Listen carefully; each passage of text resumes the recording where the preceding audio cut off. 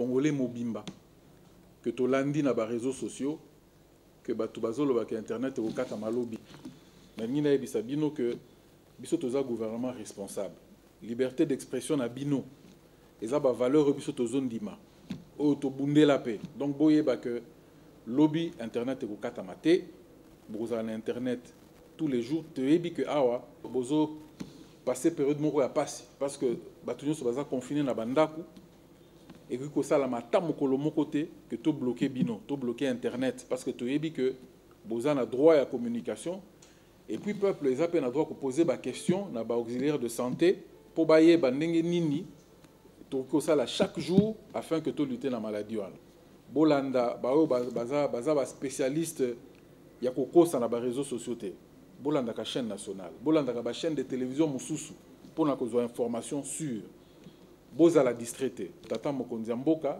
na ba spécialiste nyonso na ba conseil bazo pesa par rapport à maladie oyo tous à la distraité to poser ba geste wana pour to lutter contre maladie wana jusque là na Congo na biso malheureusement bambebe ko elipe biso vraiment mes condoléances à ba famille nyonso ba perdre ba être cher et aussi na ba o bazana na encourager pe ba o bazana ba malade déjà na ba famille na bango donc eza comportement na biso ndeko stopper maladie wana eza jeté eza maladie moko eza mabe makasi donc chaque jour to poser ba geste ou ko sauver ba vie na biso moko ba vie ya bandeko ya baninga ya batunyos. Merci. Bina fier connaître peuple congolais mujima asema chez tout gouvernement moi responsable gouvernement il est qu'on a défendre ma valeur sa liberté d'expression, la liberté à communiquer. Donc, il y a quoi comme intention et tout attaché comme moi. Il y a quoi internet, surtout que tout a eu assez ma condition et tout qu'on a vivre ma chic ou ma confinement et qu'on a poussé non seulement communiquer par internet, mais aussi internet qui nous permettre de pas ma nouvelle. Il y a évolution à maladie, dans ma comportement il faut tout qu'on a eu, je dois stopper la maladie.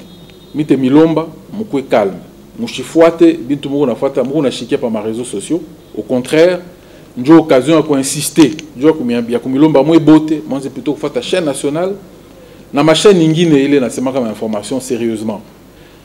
Il faut ensemble, tout quoi responsable, tout on évite de combattre chez maladie. Maladie moi inès ku créer ma dégâts à mingi, tout qu'on a fuata ville bigo na politique fois ingine. Donc Léo, il a fait une fuata ma chaîne responsable. Il était tout permettre de poser ma geste, il t'a facilité de combattre la touche et maladie causée par virus et corona.